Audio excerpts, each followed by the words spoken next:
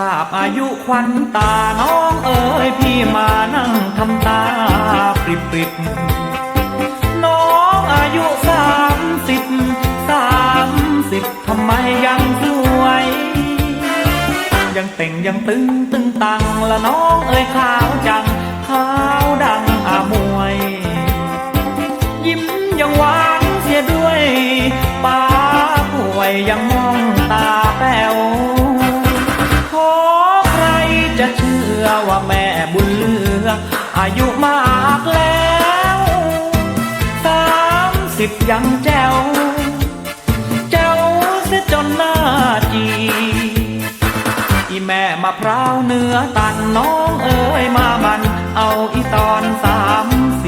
30โอ้ยแม่แก้มสองหยิบ30ดูสิยังสวย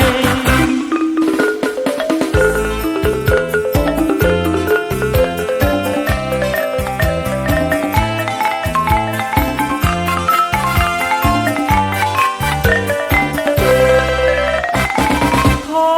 ใครจะเชื่อว่าแม่บุญเหลืออายุมากแล้ว30ยังแจ๋วนะแจ๋วเสียจนหน้าจีอีแม่มะพร้าวเนื้อตันน้องเอ๋ยมามันเอาอีตอน30